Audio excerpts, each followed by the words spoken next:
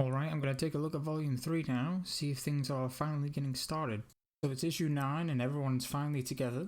Starts off with some big splash pages which just seem to be there to fill space, but whatever. Knuckles laments the fact that he left the island, which is understandable. But they just kind of say, oh, he was needed for the resistance, you know. He had a good reason to leave, I guess.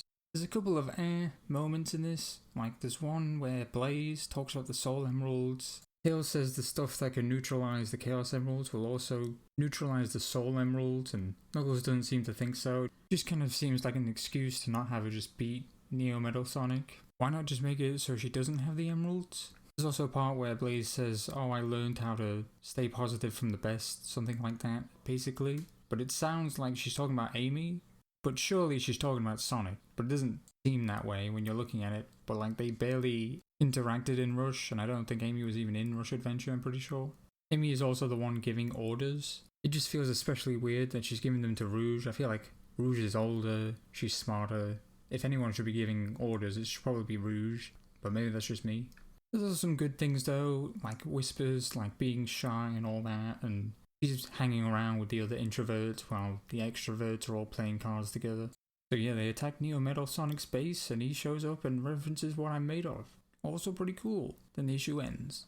So issue 10, Sonic and Knuckles work their way to Metal Sonic, while Amy's group basically just go and destroy the whole egg fleet. Lots of nice panels where you see all the characters using their abilities and working together, and seeing Blaze use a giant fireball to destroy some of the fleet. Sonic and Knuckles get absolutely destroyed by Neo Metal Sonic and can't do anything. There's a fun little moment where Shadow finally shows up and Sonic and Knuckles kind of prat around a little bit. Although Sonic's kind of weird, he seems far too passive and nice. There's just something weird about him. He doesn't quite seem like himself. At the end of the issue, Super Neo Metal Sonic gets even bigger, so not much really happened this issue. Nothing was really accomplished, at least, other than getting rid of some regular enemies. So in this next issue, they all kind of work together to take down Neo Metal Sonic Wings or whatever. I forget what he's called. Last issue, Eggman got kidnapped by Rough and Tumble, and now we've been introduced to Dr. Starline. And he's a duck, so that's pretty cool.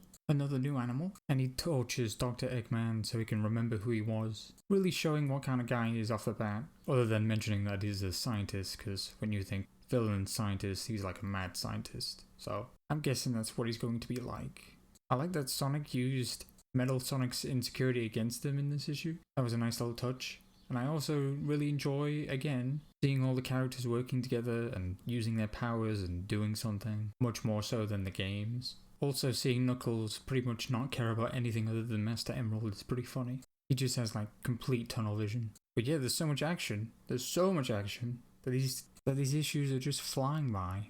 So, last issue of this volume, and it starts with Sonic and Tails repairing Metal Sonic for some reason. Didn't repair his weapons at least, but then Metal Sonic gets up.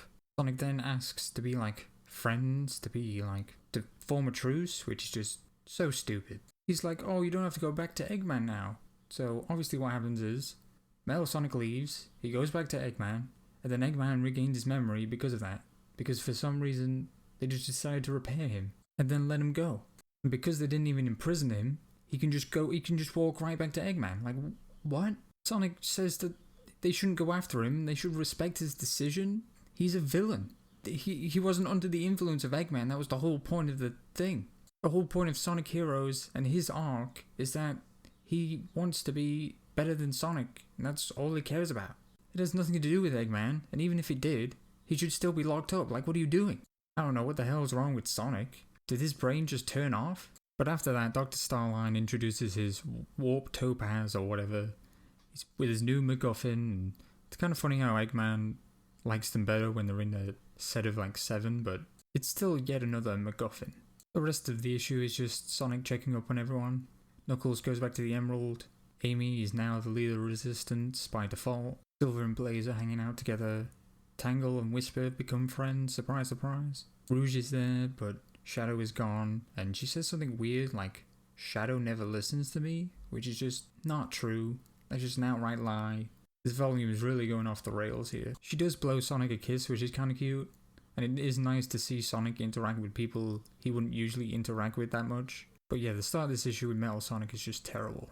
As for this volume as a whole, there were some ups and downs. Now that we've got out of the introductory phase, I'm really starting to see some of the weaknesses with the writing. I don't know if it's mandates or what, but characters are doing some really dumb things and saying things that aren't really true. It really seems like there's a lot of colouring outside of the lines here. Metaphorically, I mean. Really doesn't bode well for the zombie saga, which apparently lasts forever. I feel like whatever happens with Tangle and Whisper will probably be stronger because they're brand new characters. Aren't really contradicting or undermining anything. So I'm looking forward to that. Other stuff, not so much. I know the Sinister Six show up at some point, and I'm not looking forward to that either. We're only on volume 3 and the shine's kind of wearing off a little bit. It's okay, but I'm pretty worried. I'm getting worried is what I'll say.